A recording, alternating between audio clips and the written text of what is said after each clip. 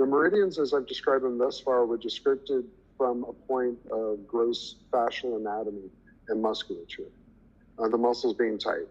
If you zoom in on the meridians much lower, it's water pathways held by fascia. And to explain this is a much longer lecture. But the basic idea is thinking the meridians as water pathways. What I'm putting forth here is extremely radical.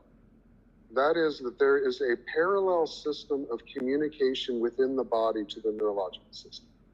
Yes, there is a neurological system that allows communication through the body and regulatory physiological function.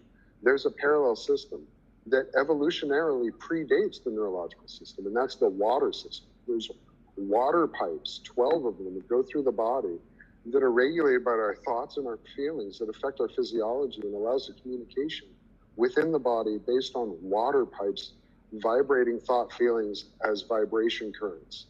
And this is what if somebody comes in freaked into a room and everybody feels it, like tuning forks. This is a byproduct of this pre-dated evolutionary communication system in the body that predates the neurological system.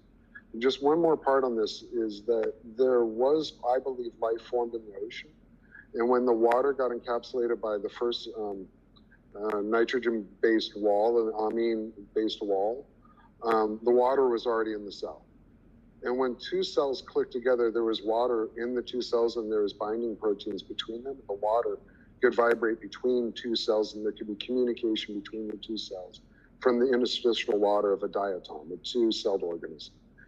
That system of communication existed at that stage of our evolution, which is far predating the neurological system. Yeah. And that symmetry of communication between cells gated through the binding proteins, mediated through the water, has been retained in our evolutionary development all the way from diatoms on up to now. There's a parallel system of communication in the body based on water, and that's the meridians. And it predates the neurological system. All right, I've said enough. There's a lot more there. This is so wild. It's so amazing. It's like, oh my gosh, like if the world knew. If the world knew.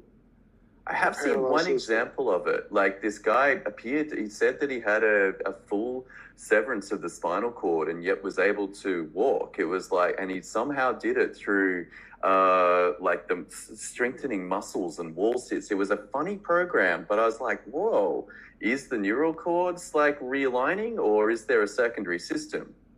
There you go. That's what I'm putting for. Yeah, it was amazing, but there's a secondary system and old. Yeah, I mean, just those two cells. There's clearly no nerve tissue between. That's what I'm saying. And that physiological function was retained through the increased development, evolutionary to multicellular organisms and multi-organ organisms. So the one we're looking at today, the one of those paths, there's only 12 paths, and they make up the entirety of the human body. One of the 12 paths is on the sides of the body.